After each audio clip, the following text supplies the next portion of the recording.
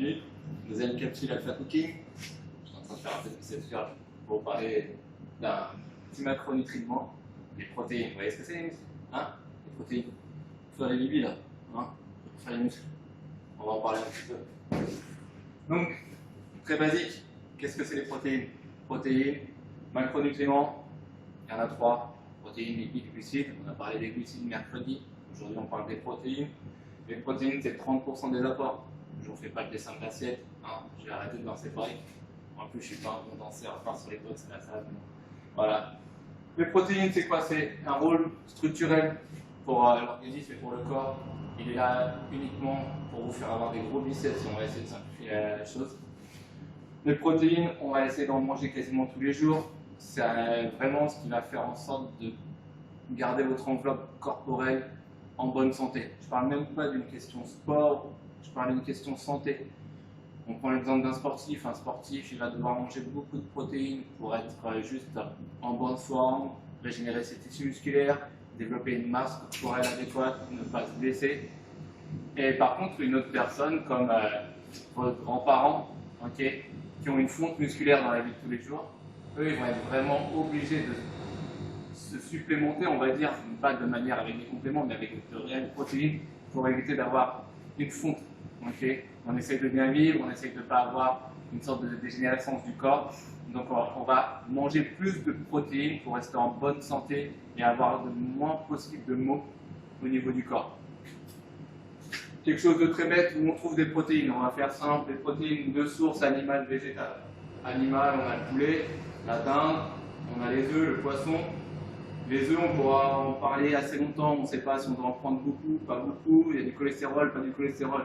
Mangez-en à foison. Les œufs, on peut en bouffer, il n'y a pas de problème, d'accord? C'est faux, le côté cholestérol et tout, c'est faux. Arrêtez de croire ce que vous regardez sur Wikipédia. Wikipédia, c'est pas la vraie vie, ok? Donc mangez-en. Après, vous avez les végétales. Végétales, tofu, quinoa, légumineuses. Petite chose importante, si vous décidez d'être vegan, végétarien, ça arrive à des gens très bien, ok? Il n'y a pas de souci. Mais bon, on essaye vraiment de se dire que demain, je mange du quinoa. Pensez que si j'ai 100 grammes de poulet et 100 grammes de quinoa, la dose de protéines dans les deux aliments n'est pas du tout la même. Souvent, il faudra manger beaucoup plus de légumineuses, de céréales pour atteindre un taux de protéines qui est équivalent à de la viande, des œufs ou du poisson. Donc faites attention à ça quand vous commencez à calculer vos macros et essayer de faire des choses correctes. Après, vous avez d'autres choses. C'est-à-dire que les protéines, aujourd'hui, pour avoir un bon dosage, il ne faut pas non plus que se fixer sur les dosages. C'est-à-dire, je regarde mon étiquette, pour 100 grammes, j'ai 20 grammes de protéines. Oui, mais la qualité va jouer. La qualité de la protéine, c'est elle qui va vous permettre vraiment d'atteindre vos objectifs de forme. Quand je dis objectifs de forme, c'est-à-dire masse musculaire, sèche, il peut y avoir de la sèche. À faire attention sur la sèche. La sèche, ne tombez pas dans ce piège du régime hyperprotéiné. Le régime hyperprotéiné, il va venir plutôt en dérèglement de votre corps parce qu'il va venir créer un déficit. Créer un déficit calorique, ça va juste engendrer des choses vraiment néfastes à votre corps si vous ne le faites pas de la bonne manière.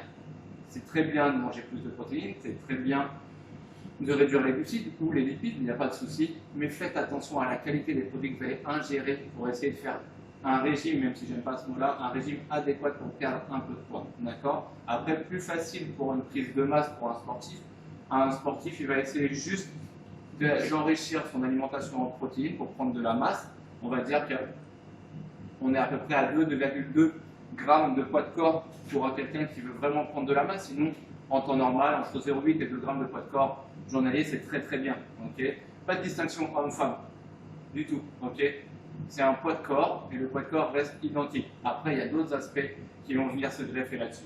Donc faites attention à ça. Si vous devez avoir une réelle hygiène de vie pour atteindre vos objectifs et calculer vos macros, okay, protéines, lipides, glucides, faites attention à la qualité, okay, et à la source de vos protéines, c'est super important. D'accord? Et c'est vraiment elles qui vont jouer un rôle structurel sur le corps. Donc attention à ça. Juste pour finir, très bêtement, on en a parlé tout à l'heure. Vous avez des protéines animales, des protéines végétales. Aujourd'hui, manger beaucoup de protéines a vraiment un réel impact sur votre fonction rénale. La fonction rénale, ok, je vous explique pas où c'est. Donc, si vous voulez bien vous alimenter et manger beaucoup de protéines, il n'y a pas de problème. Par contre, on enrichit toujours son assiette de légumes, ok, et on s'hydrate vraiment un maximum. Vous ne voulez pas avoir de soucis dans votre vie, protéines, hydratation, ok. C'est vraiment ce que vous devez retenir aujourd'hui. Bon, je vous laisse, parce que si un jour vous voulez cela, il va falloir vraiment manger des protéines.